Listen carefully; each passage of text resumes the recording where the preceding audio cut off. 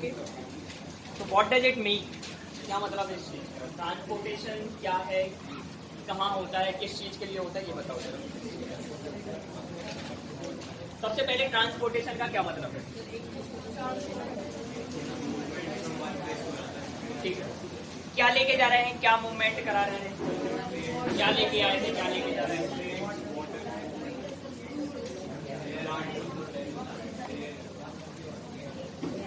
बताओ, तुम लोग को नहीं पता क्या कुछ? तुम लोग शांत बैठो इस तरफ।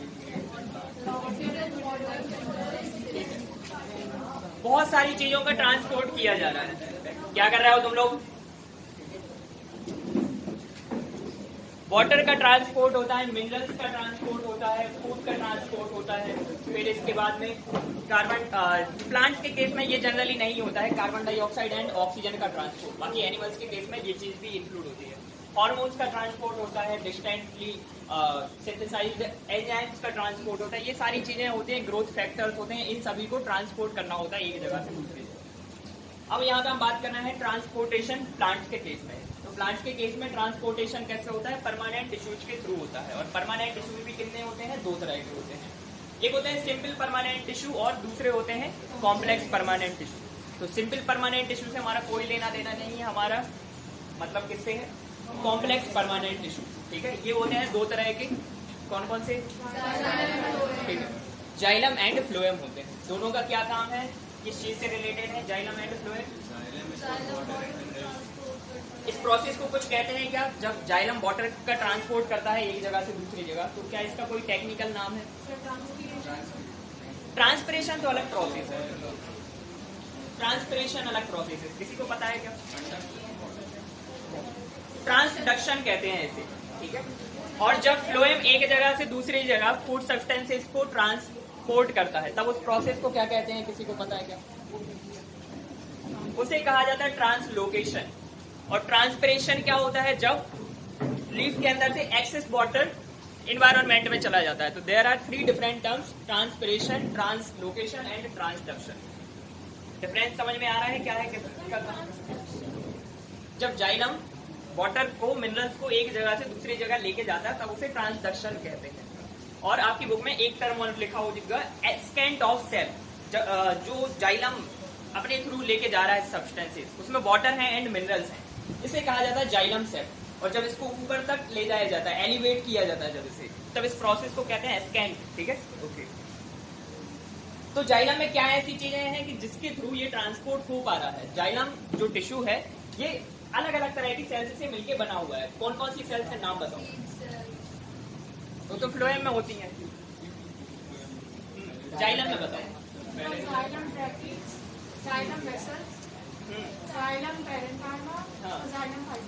ओके, तो 4 तरह की सेल्स होती हैं, ट्रैकिड्स होते हैं, वेसल्स होते हैं, पेरेन्काइमा होता है और फाइबर्स होते हैं। ठीक है, लेकिन इनमें से 2 ही हैं जो कि ट्रांसपोर्टेशन में हेल्प करते हैं। जाइलम में कौन सी 2 सेल्स हैं जो कि वाटर ट्रांसपोर्ट से रिलेटेड है?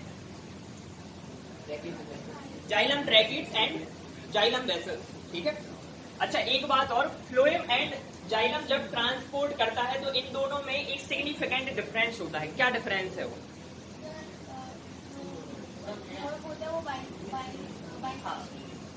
क्या? ओके, ठीक है, ठीक है, बताओ तुम क्या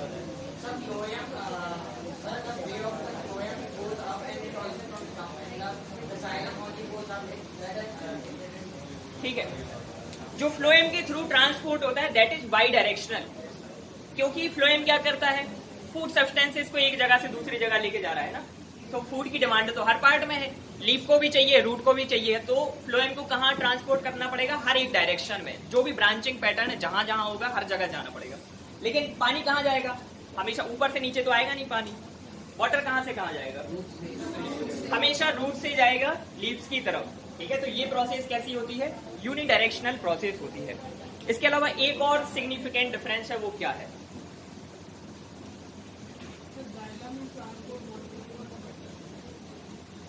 dead cells and living cells से रिलेटेड है ये।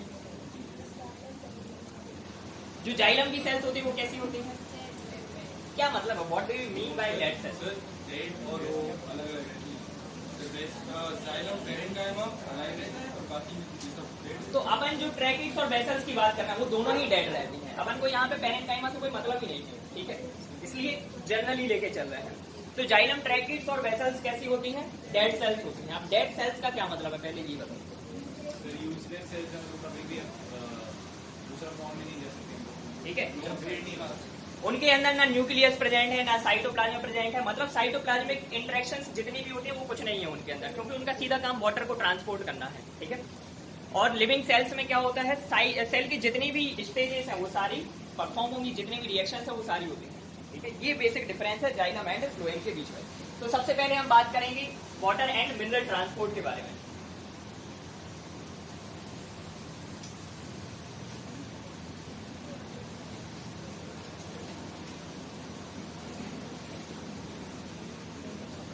मिनरल्स की जरूरत क्यों है ये बताओ,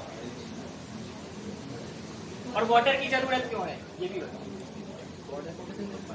ठीक है, वाटर चाहिए फोटोसिंथेसिस की प्रोसेस के लिए, और मिनरल क्यों चाहिए?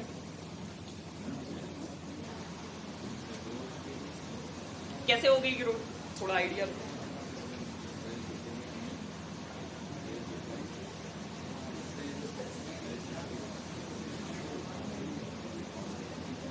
बताओ कैसे होगा, मिनरल से क्या होगा ऐसा?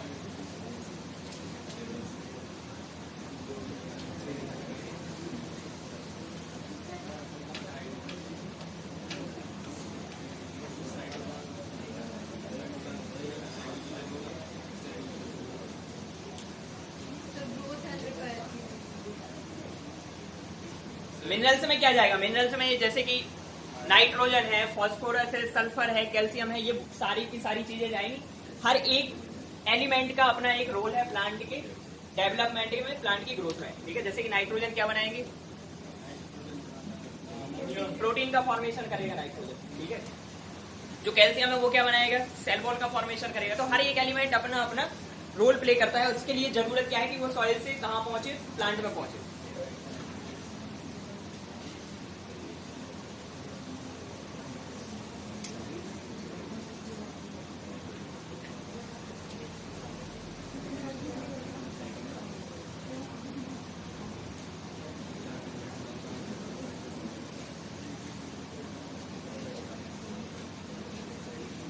प्रोसेस को क्या कहते हैं? ट्रांसडक्शन कहते हैं। जबकि वाटर और मिनरल्स को प्लांट के अलग अलग पार्ट में ट्रांसपोर्ट किया जाता है।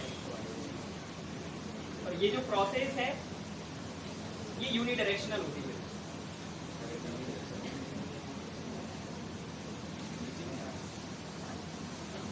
यूनिडायरेक्शनल कहने का क्या मतलब है कि ये हमेशा होगी रूट्स से लीव्स की तरफ।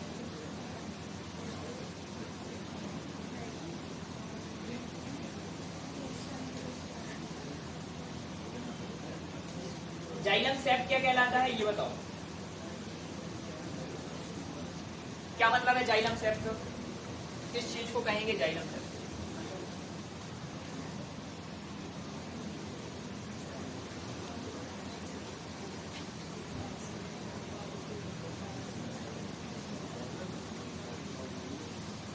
वो वाटर जिसके अंदर मिनरल्स हैं वो जाइलम सेप है, जो कि जाइलम से एंट्री लेगा है।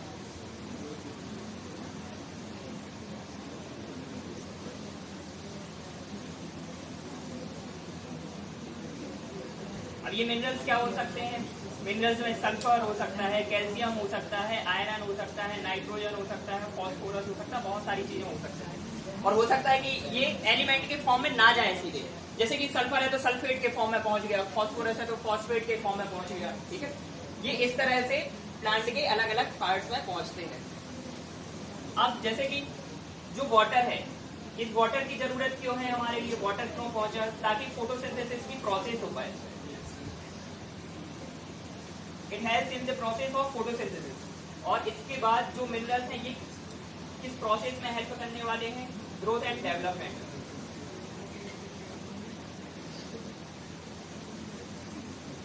Growth, development and metabolism.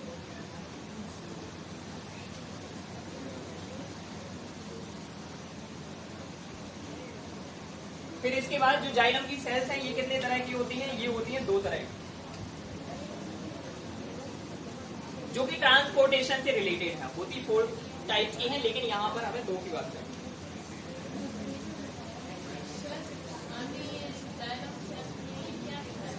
Xylem सेप का क्या मतलब है, ये लिखा हुआ है कि वाटर प्लस मिनरल जो कि जाइलम से एंट्री ले रहे हैं उसे कहा जाता है जाइलम सेप, ठीक है। और मिनरल्स, कौन कौन से मिनरल्स जा रहे हैं, तो उनके बारे में बेसिकली कुछ एग्जांपल दिए हुए हैं। प्लांट के अंदर तो ऐसे 60 एलिमेंट्स जा रहे हैं, लेकिन उसमें से मेजरली जो है उनके बारे में यहाँ पर लिखा गया है।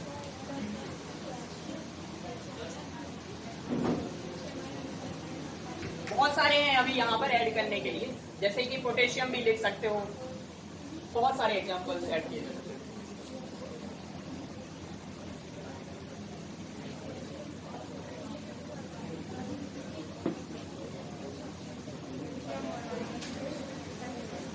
ठीक है, अब इसके बाद जाइलम क्या है, जाइलम के बारे में हमें याद रखना है ये कि इसमें जो भी सेल्स की हम बात कर रहे हैं वो दोनों की दोनों कैसी होती है, नॉन लिविंग सेल्स होती है। इसका एक काम वाटर ट्रांसपोर्ट करना तो है ही, दूसरा भी एक काम है, प्लांट को स्ट्रेंथ प्रोवाइड कराता है। ये जितनी भी डेड सेल्स होती हैं प्लांट में, उनमें हैवी डिपोजिशन होता है किस चीज का, सेल्यूलोज एंड लिग्निन का, जिसकी वजह से प्लांट को स्ट्रेंथ मिलती है। तो पहला काम तो इसका ट्रांसपोर्टेशन का है, दूसरा काम क्या है, पूरे प्लांट को स्ट्रेंथ प्रोवाइड भी करता है।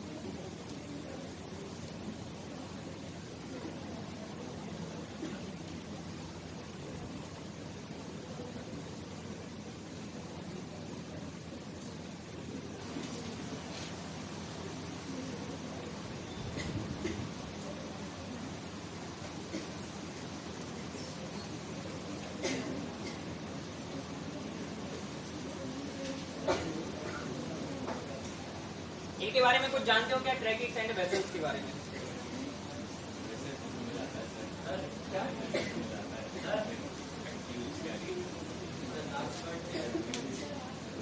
ये वाला मेटाबॉलिज्म,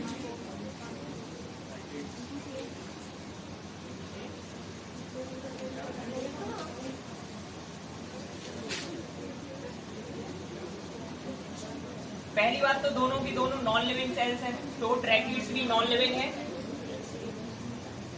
और जो वेसल्स हैं वो भी नॉन लिविंग हैं।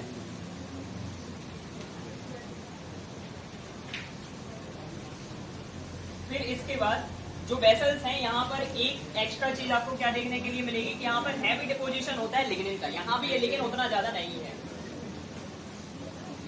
इसकी वजह से प्लांट को स्ट्रेंथ मिलती है, डिपोजिशन ऑफ लिग्निन,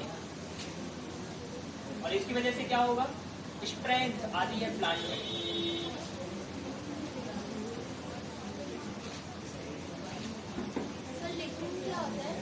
क्या, जैसे कि सेल्यूलोज एक कंपाउंड है, जैसे कि हेमिसेल्यूलोज है, जैसे कि पेक्टिन है, वैसे ही लिग्निन है, ठीक है। जैसे कि क्यूटिकल है, ये सारे के सारे कंपाउंड्स है जो कि प्लांट की सेल वॉल में आपको देखने को मिलेंगे।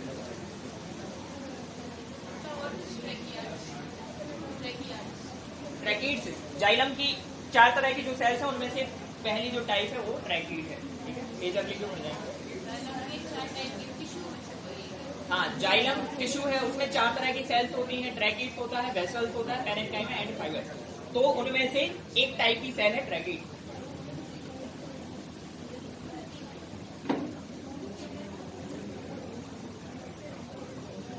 देखो, अब अगर वाटर को फ्लो करना है तो एक चैनल होना चाहिए, अनऑल्टर्ड चैनल होना चाहिए जहां से वाटर ट्रांसपोर्ट होके जा पाए। तो जनरली आप सेल्स को देखते हो वो कैसे जुड़ी हुई होती है एक दूसरे से, उनके बीच में आपको दिखेगा कि सेल वॉल प्रेजेंट है, ठीक है, और सेपरेट है उसके थ्रू। अब यहाँ पर अगर हमें वाटर ट्रांसपोर्ट करना है तो एक किसी पर्टिकुलर जगह से हमें सेल वॉल को ब्रेक करना पड़ेगा, तब तो वाटर फ्लो के जाएगा। तो इनके स्ट्रक्चर में अगर आप देखोगे तो सेल वॉल कैसी रहती है, इनकम्प्लीट रहती है, जिससे स्लिट फॉर्म हो जाती है, एक स्पेस फॉर्म होगा जहां से वाटर ऊपर की तरफ इजीली जा सकता है।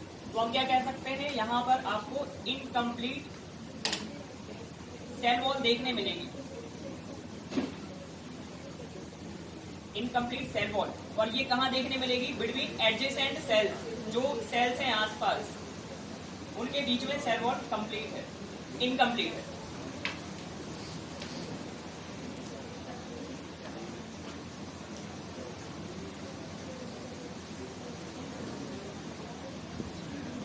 और इन सेल्स में अगर आप कहीं कहीं देखें तो साइड जो सेल्यूलोज होता है उसकी लेयर थिन पड़ जाती है पर्टिकुलर प्लेसेस पर, विच इज कॉल्ड एज पिट। ठीक है, उसे क्या कहा जाता है? पिट कहा जाता है।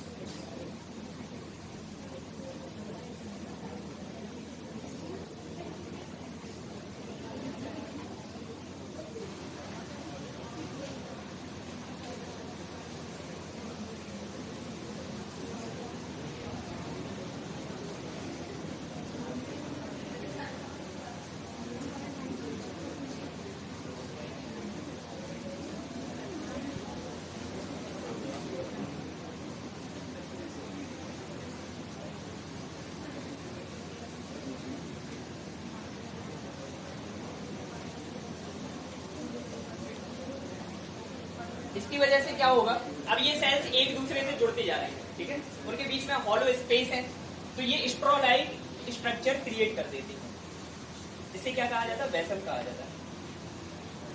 और वाटर यहां से इजीली पास आउट हो सकता है।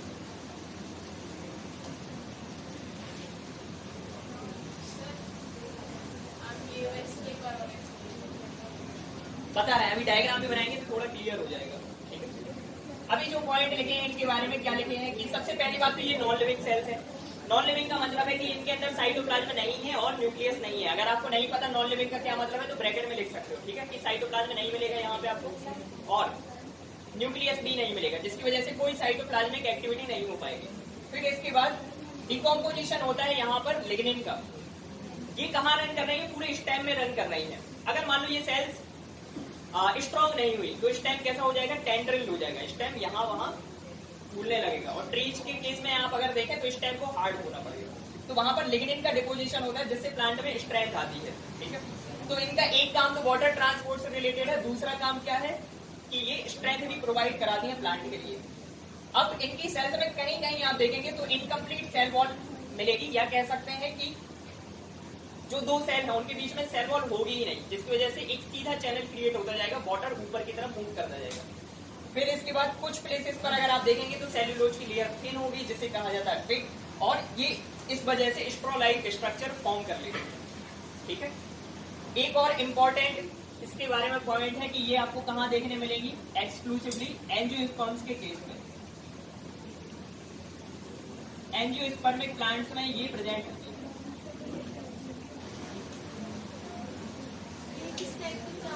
एंजियोस्पर्मिक प्लांट्स का मतलब होता है फ्लावरिंग प्लांट। जिनमें फ्लावर्स आते हैं उन सभी को कहा जाता है एंजियोस्पर्मिक प्लांट। जिनमें फ्लावर्स नहीं आते वो एंजियोस्पर्म्स नहीं होते हैं।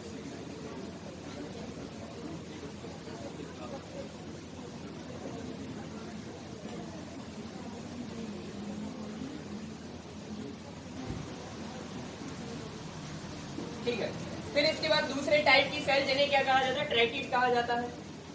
ये नॉन लिविंग सेल्स हैं। यहाँ पर लिग्निन का डिपोजिशन है लेकिन उतना ज्यादा नहीं है जितना इसके केस में है। ठीक है, यहाँ पर लेकिन आपको सेल्यूलोज का डिपोजिशन जरूर देखने मिलेगा। सेल वॉल थिक होती है, किसकी वजह से?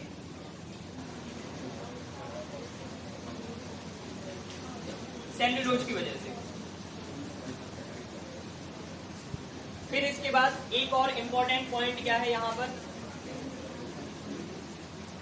कि जैसे यहाँ पर कहा था कि दो अलग अलग सेल, जैसे एक सेल है फिर इसके ऊपर दूसरी सेल है, तीसरी सेल है, तो ये कंटिन्यूअसली जुड़ी हुई है। इनके बीच में किसी भी तरह की कोई आपको बैरियर नहीं देखने मिलेगी, पूरा कंटिन्यूअस चैनल फ्लो फॉर्म होता है।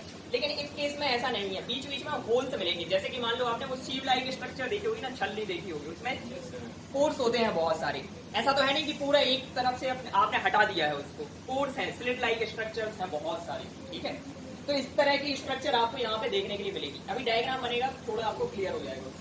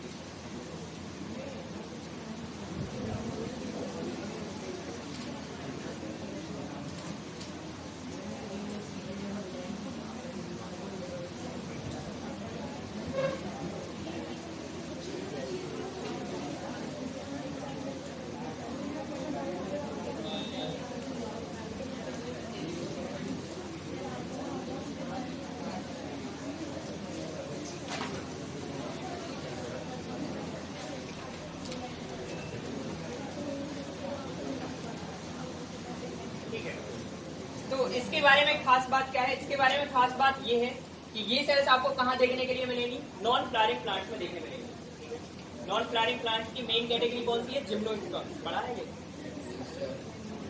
तो जिम्नोस्पर्म्स में ये आपको देखने के लिए मिलेगा मेनली, लेकिन ये फ्लावरिंग प्लांट्स में भी प्रेजेंट हो सकती है। कुछ ऐसे प्लांट्स ऐसे हो सकते हैं जहां पे आपको ट्रैकिड्स भी देखने मिले, जहां पे आपको बेसल्स भी देखने मिले, ठीक है।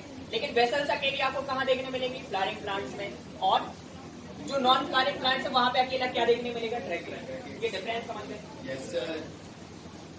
ये मिटा दे इस तरफ का।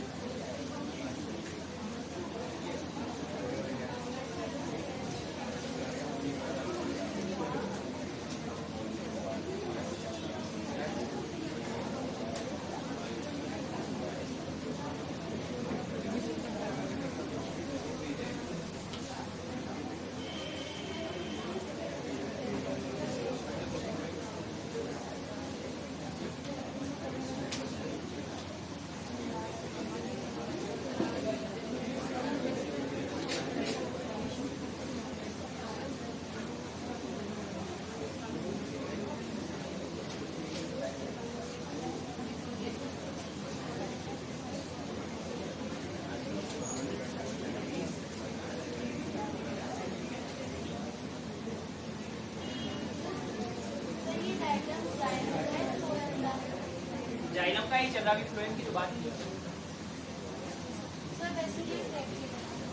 ये वेसल्स का है।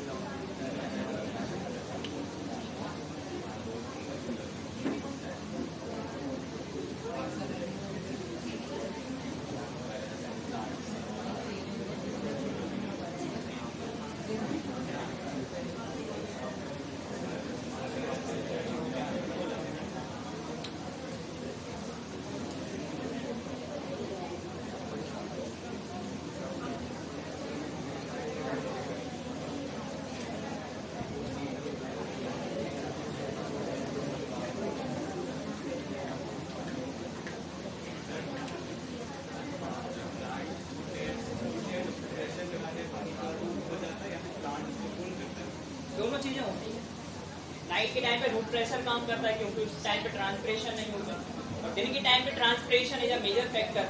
तो ट्रांसपिरेशन की वजह से प्रेशर ग्रेडियंट क्रिएट हो जाता है, नीचे हाई प्रेशर ऊपर लो प्रेशर, तो हाई प्रेशर से लो प्रेशर वाटर मूव कर जाता है। तो दोनों चीजें साथ साथ एग्जिस्ट करती हैं अलग अलग टाइम पे।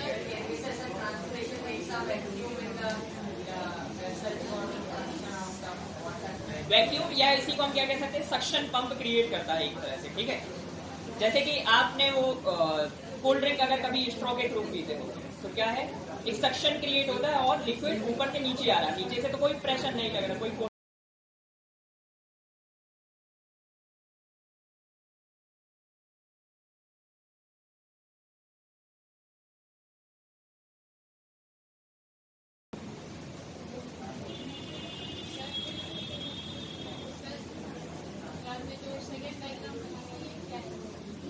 ये ट्रैकिड्स हैं। देखो इसके बारे में हमने क्या कहा था तुम लोग से कि ट्रैकिड्स में जो आप सेल्स देखेंगे ये सेल्स जुड़ी हुई हैं, लेकिन यहाँ पर क्या ऐसा कंटिन्यूअस चैनल दिखाई दे रहा है क्या आपको? यहाँ पे देखो पूरा कंटिन्यूअस चैनल है, वाटर बिल्कुल इजीली मूव करता जाएगा। लेकिन यहाँ पर क्या दिख रहा है, पोर्स दिख रहे हैं, स्लिट्स दिख रहे हैं, वाटर इनके अंदर से होते हुए ऊपर जाएगा। बात आई समझ में कि नहीं आई? नहीं आई। देखो ये एक सेल है, ठीक है, इस सेल में ऊपर की तरफ बहुत सारे पोर्स हैं और इसी के ऊपर दूसरी सेल रखी है, उसके ऊपर भी बहुत सारे पोर्स हैं, ऐसे इसके ऊपर तीसरी है, तो वाटर जा रहा है पोर्स के थ्रू ऊपर पहुंच जाएगा ना, और क्या, बिल्कुल। जहाँ पर वो वहाँ वो है पूरे में है भैया, पूरे में है। यहाँ पे हम टूरी में तुम्हें सारा नहीं दिखा सकते। क्या? अरे तो स्ट्रेंथ के लिए ये तो है भाई साहब। मतलब जहाँ ट्राई किया है वहाँ ये नहीं है जरूरी क्योंकि ये जिम एंजियोस्पर्मिक प्लांट्स की बात चल रही है ना, एंजियोस्पर्मिक प्लांट्स में दोनों ही आते हैं। वेस्ट ट्रैकिड्स कहाँ देखने मिलेगी? सिर्फ नॉन फ्लावरिंग प्लांट्स में जनरली मिलेगी। लेकिन इन प्लस सेल्यूलोज की बनी हुई एन छूट गया है वहां पे।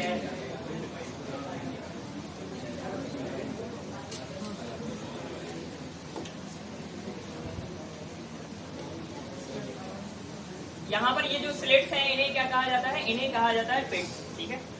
और ये इसकी सेल्स हैं, यहाँ पर सेल वॉल प्रेजेंट है। वाटर यहाँ से जाएगा, इन स्लिट्स में से एंटर करेगा।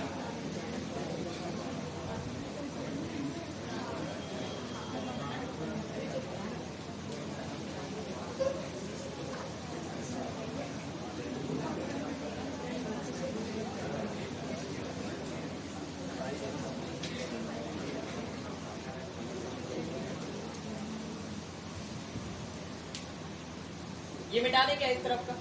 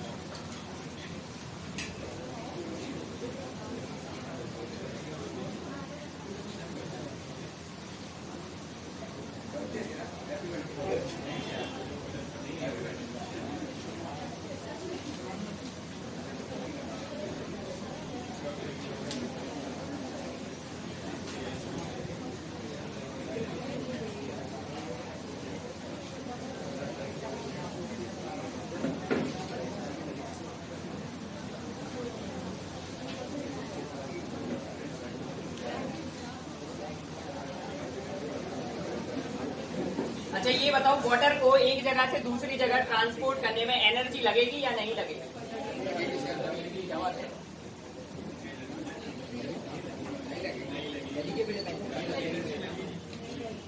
तुक्का मत मारो, रीजन के साथ बताओ।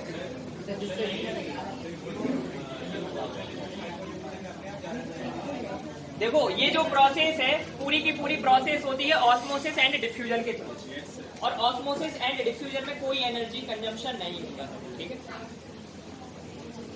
तो वाटर का पाथ बताओ, कहां से कहां की तरफ जाएगा वाटर? सबसे पहले वाटर कहां पर रहेगा? ठीक है, सबसे पहले कहां पर है? सॉइल पार्टिकल्स के बीच में है वाटर।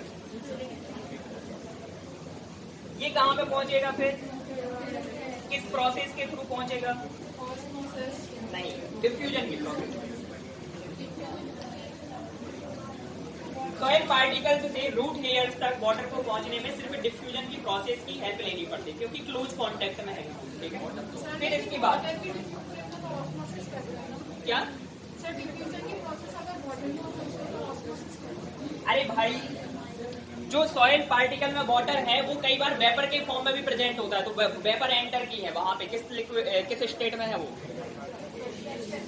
तो सॉइल पार्टिकल्स के बीच में जो वाटर प्रेजेंट होता है दैट इज कॉल्ड एज क्रेशार्ड। ठीक है, वो पहुंच जाता है कहां पर? रूट हेयर्स में। ठीक है, और मोस्टली ये वेपर के फॉर्म में होता है, इसलिए इसको कह देते हैं कि ये डिफ्यूजन की प्रोसेस है।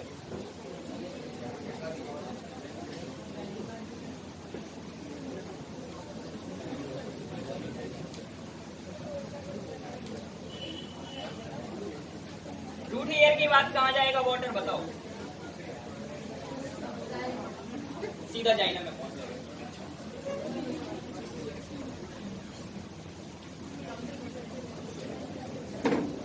बताओ कहां जाएगा अब इसके बाद वाटर? पंचायत तो बहुत करते हो यहाँ।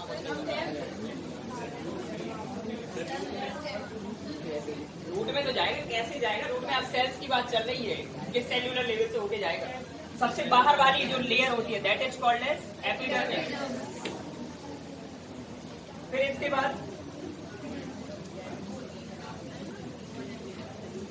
हर जगह होती है एपिडर्मिस। ठीक,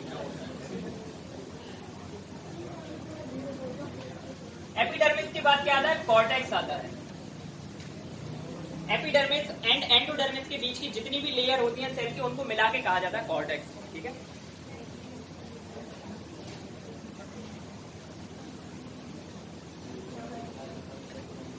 कॉर्टेक्स के बाद कहां पहुंचेगा? एंडोडर्मिस में पहुंचेगा।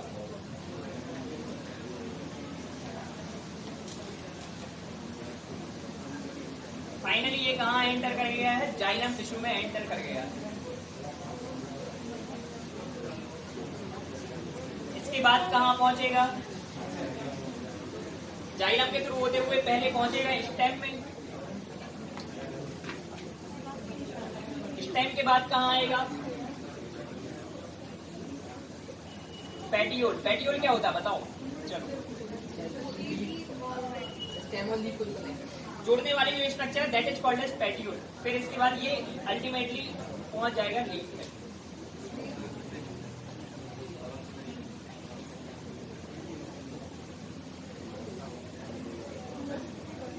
और यहां पर जो प्रोसेस काम कर रही है दैट इज ऑस्मोसिस।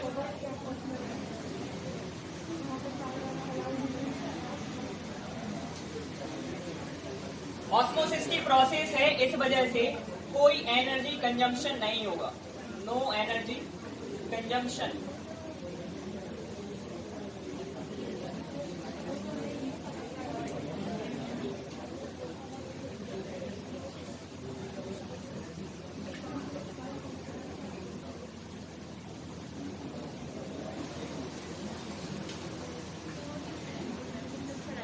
और अब लीफ से कहां जाएगा वाटर बताओ? लीफ से वाटर कहां जाएगा?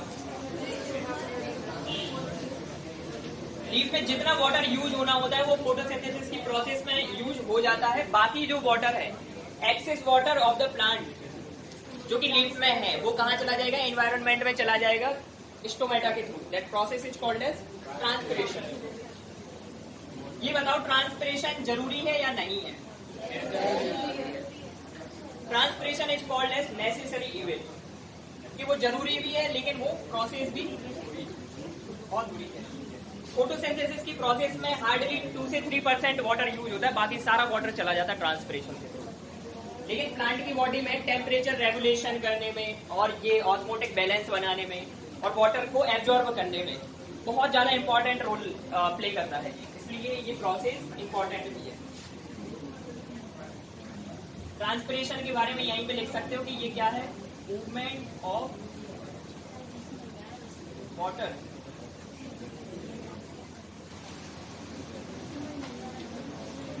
From leaves to outside.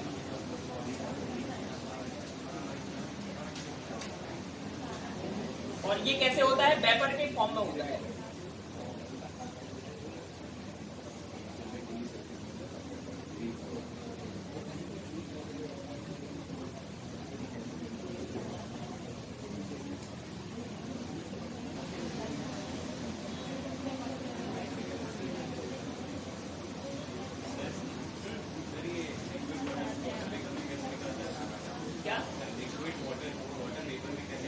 अभी तो बताते जा रहे हैं कि वाटर को किस फॉर्म में लिया है इसने, ठीक है। फिर इसके बाद यहाँ से लिक्विड के फॉर्म में ट्रांसफर होते जा रहा है। वहां पे सनलाइट का इफेक्ट भी तो है, रेडिएशन है कि नहीं है। इतना ज्यादा हो जाता है, 100 डिग्री हो जाता है। क्या इतना ज्यादा हो जाता है? हाँ भाई साहब, हो जाता है, पर यूनिट एरिया के लिए वो उतना सफिशिएंट है कि वो उसे वेपर के फॉर्म में कन्वर्ट कर पाए, ठीक है। लिक्विड फॉर्म में भी निकलता है, लेकिन जब सुबह के टाइम में देखना प्लांट को तब लिक्विड फॉर्म में निकलता है। क्यों? क्योंकि वहां पे सनलाइट नहीं है।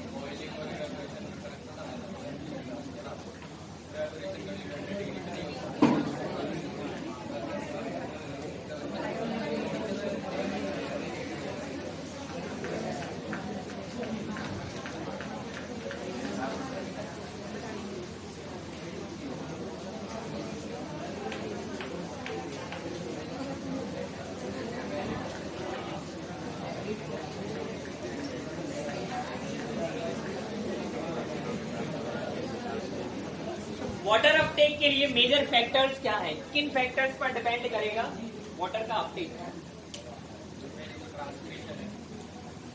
ठीक है, यहाँ पर सबसे मेन जो फैक्टर है दैट इज ट्रांसपिरेशनल पुल। इसका क्या मतलब है?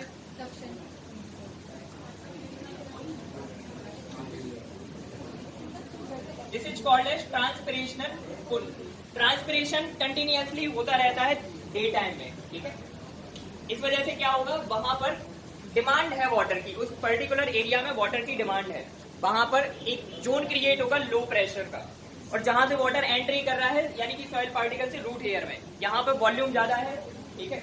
यहाँ पर कह सकते हैं कि वाटर की कॉन्सेंट्रेशन बहुत ज्यादा है, सेल्स पर प्रेशर बहुत ज्यादा एक्सर्ट करना है, तो यहाँ पे हाई प्रेशर का जोन क्रिएट हुआ। मूवमेंट हमेशा कहाँ से कहाँ की तरफ होती है, हाई प्रेशर से लो प्रेशर की तरफ, ठीक है। लो प्रेशर कहाँ पर है, स्टोमेटा यानी कि लीफ वाले पार्ट में। तो वाटर इस तरह से ऊपर की तरफ चला जाता है। बहुत सिंपल तरह से अगर आपको समझना है तो वो स्ट्रॉ वाला एग्जांपल आप रिकॉल कर सकते हैं। कभी भी जैसे आप कोल्ड ड्रिंक को स्ट्रॉ के थ्रू माउथ में ले जाएंगे, ठीक है, तो सक्शन क्रिएट होता है। लिक्विड कहाँ है, नीचे की तरफ, आपने फोर्स क्रिएट किया और वो ऊपर की तरफ आ गया। सेम कंडीशन होती है प्लांट के केस में, ठीक है। इसलिए इसे सक्शन पुल भी कहा जाता है।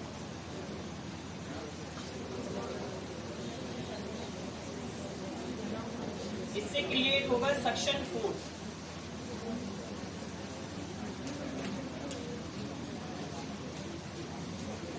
और ये कब एक्टिव रहेगा, majorly active in day time, क्योंकि दिन के टाइम में सनलाइट है, फोटोसिंथेसिस की प्रोसेस होगी और ट्रांसपिरेशन मेनली दिन के टाइम में होता है।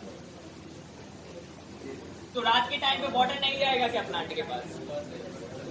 रात के टाइम में भी प्लांट के पास वाटर जाएगा, लेकिन वहां पे एक अलग फैक्टर काम कर रहा होगा। वो दूसरा फैक्टर क्या है, दैट इज रूट प्रेशर।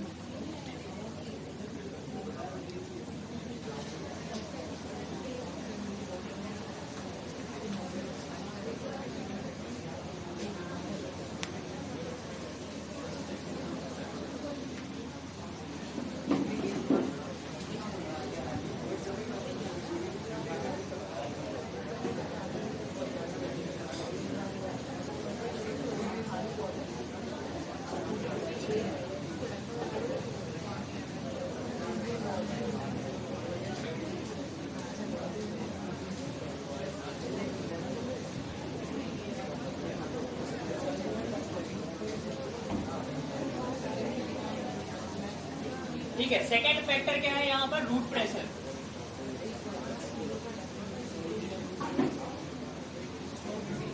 ये रूट प्रेशर कब वर्क करेगा, मेनली ये वर्क करेगा नाइट टाइम में, क्योंकि उस टाइम पे ट्रांसपिरेशनल पुल काम नहीं कर रहा है। लेकिन जो रूट प्रेशर की वैल्यू होती है वो कम होती है ट्रांसपिरेशनल पुल के कंपैरिजन में। ठीक है, ये कंट्रीब्यूट तो कर सकता है, उतना ज्यादा कंट्रीब्यूट नहीं कर पाता है।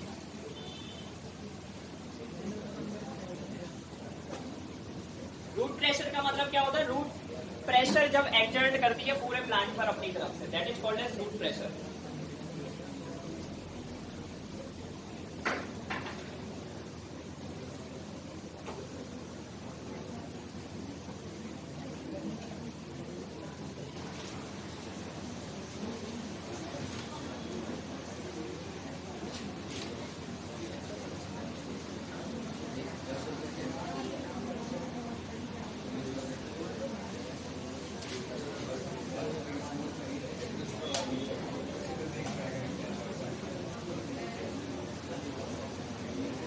प्रोसेस को और क्या कहा जाता है? एस्केट ऑफ सेप, ये भी मेंशन कर सकते हैं।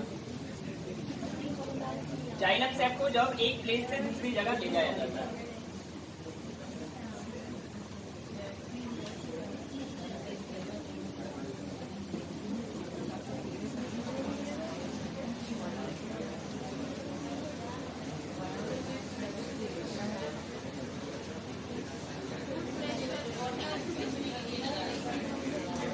प्रेशर जब वाटर एंटर किया है तो अल्टीमेटली रूट की जो वॉल्स हैं उस पर प्रेशर जनरेट हो रहा है, जिसकी वजह से वाटर ऊपर की तरफ मूव करता है। जैसे कि जब हमारे ब्लड हार्ट के थ्रू ब्लड पंप किया जाता है तो हार्ट से ब्लड जैसे ही आर्टरीज में जाता है, आर्टरीज की वॉल्स पर प्रेशर लगने लगता है, तो आगे की तरफ प्रेशर जनरेट होता जाएगा, ब्लड आगे की तरफ बढ़ता जाएगा। ऐसे ही वाटर मूव करता जाता है।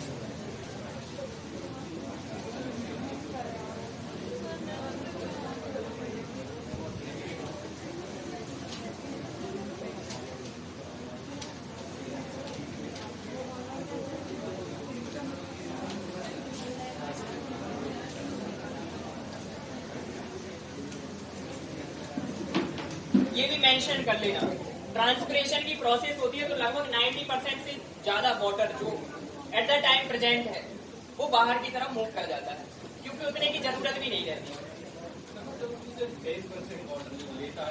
2 से 3% ही सिर्फ फोटोसिंथेसिस में यूज होता है। ये तो हमने बहुत कम लिखा है।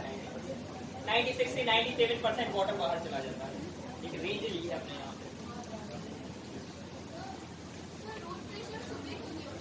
क्या सुबह क्यों नहीं आता? मतलब जब ट्रांसपिरेशनल पुल काम कर रहा है उस टाइम पे भी होता है। किसने कहा कि नहीं होता? उस टाइम पे रूट प्रेशर प्लस ट्रांसपिरेशनल पुल दोनों मिलके काम करते हैं। लेकिन जब लाइट नहीं है अवेलेबल, फोटोसिंथेसिस की प्रोसेस नहीं हो रही है, तब सिर्फ रूट प्रेशर काम करता है। ठीक है, क्योंकि जब तक ट्रांसपिरेशन होता रहेगा हाई ग्रेड पर, तब तक ट्रांसपिरेशनल पुल काम करेगा।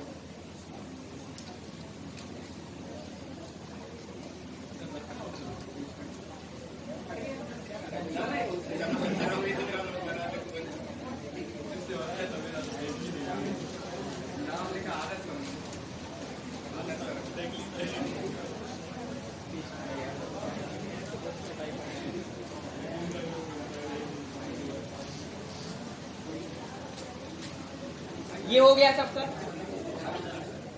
फिर इसके बाद फ्लोएम की बात करनी है। फ्लोएम क्या करता है? उसको ट्रांसपोर्ट करने का काम करता है।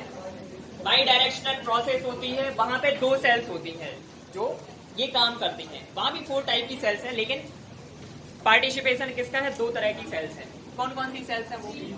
Companion cells. ठीक है, कंपेनियन सेल्स सिर्फ कंपनी देने के लिए है वहां भी, और इतना इंपॉर्टेंस उसका भी नहीं है। सबसे ज्यादा इंपॉर्टेंट रोल वहां पे सिर्फ ट्यूब्स का है।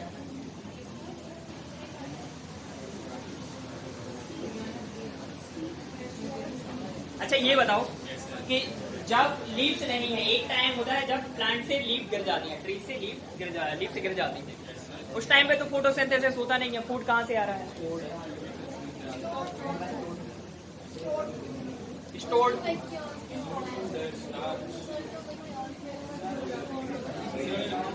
फाइव टू ग्रीन मतलब वो रोटी ड्रम में भी सर वो होता है ना छोटे से लेंटी से इससे उसकी स्टोरी क्या हुआ?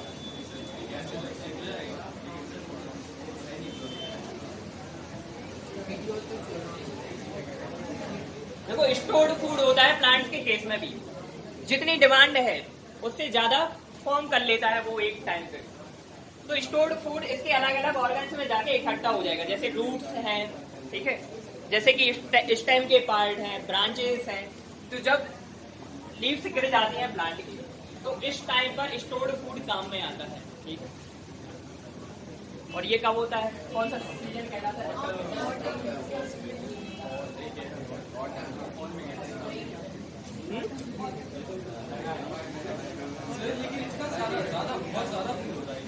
क्या होता है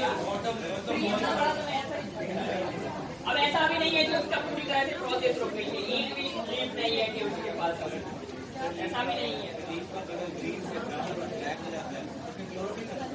क्लोरोफिल खत्म हो जाता है, क्लोरोसिस कहलाती है ये प्रोसेस। क्लोरोफिल खत्म हो जाए जब लीफ का,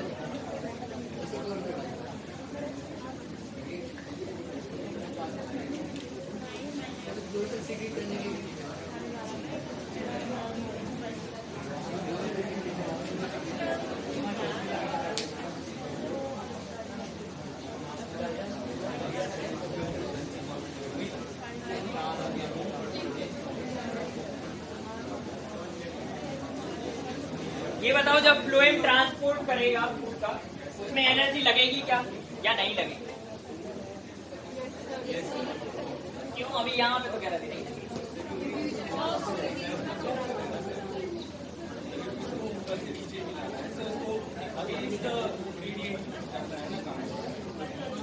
यहाँ पे एटीपी का यूज होता है, ठीक है, एनर्जी लगेगी यहाँ पर।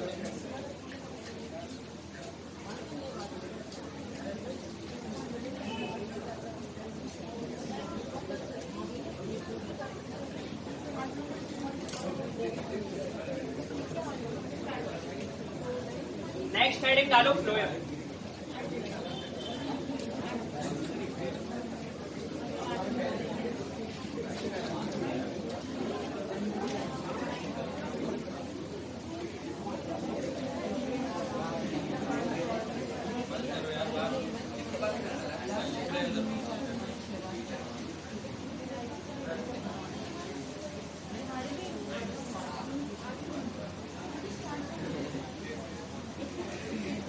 क्या बात चल रही है?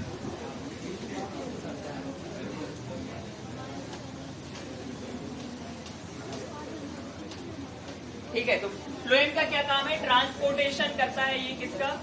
फूड सब्सटेंसेस का। और इसके अलावा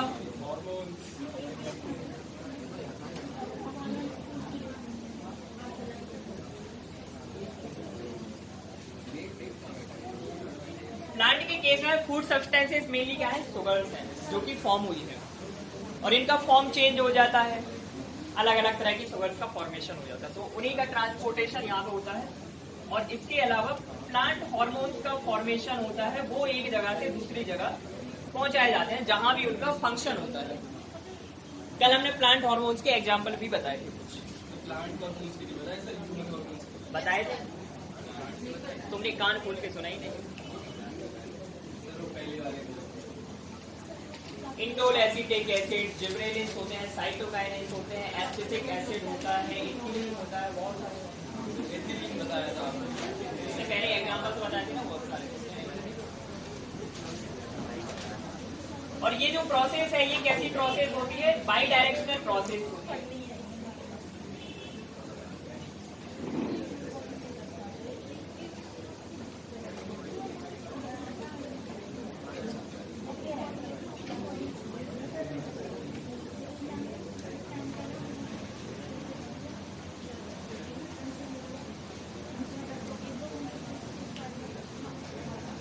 यहाँ पे एनर्जी यूज होगी, ठीक है।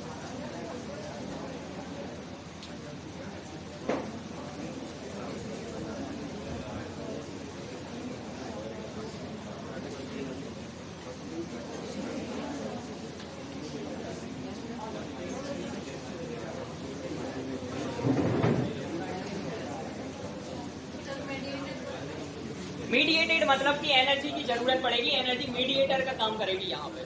अगर एनर्जी नहीं होगी तो ये प्रोसेस दिक्कत में पड़ जाएगी।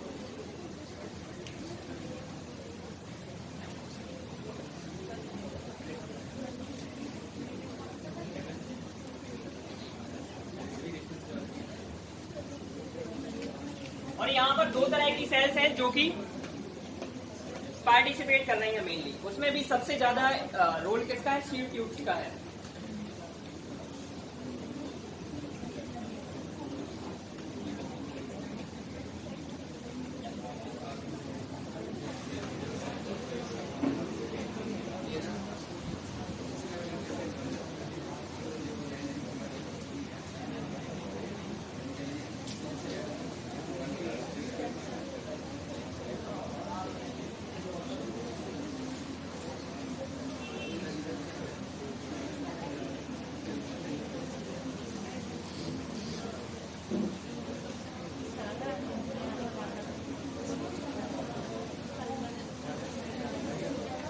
दो तरह की सेल्स कौन सी है? Sieve tubes and companion cells. मतलब कंपेनियन का मतलब सखियां हैं, ठीक है, ये सहेलियां हेल्प करेंगे ये सीव ट्यूब्स की।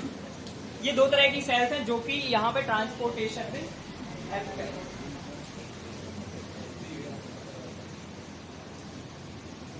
इनकी स्ट्रक्चर के बारे में अगली क्लास में बात करेंगे, बहुत थोड़ा सा रह गया। फिर इसके बाद ह्यूमन में बात करेंगे ट्रांसपोर्टेशन।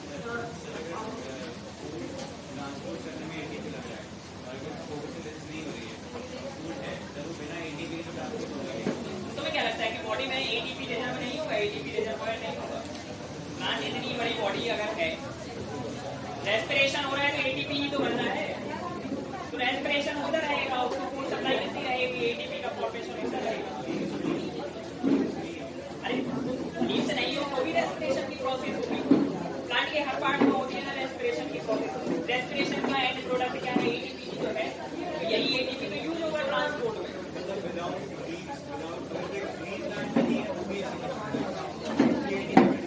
बिल्कुल कर सकता है। हमें बताया था ना कि हर एक पार्ट में रेस्पिरेशन हो रहा है, रूट में भी रेस्पिरेशन हो रहा है, शूट में भी हो रहा है। तो दिक्कत की बात नहीं है उसमें। अगर उसमें सिर्फ लीव के थ्रू हो रहा होता रेस्पिरेशन तो फिर प्रॉब्लम होगी।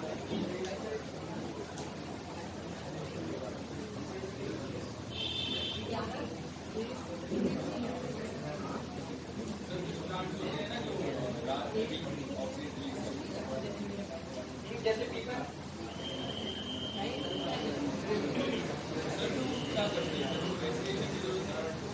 उनके मैं स्पेस अप लेके उसकी भी कोई काम है।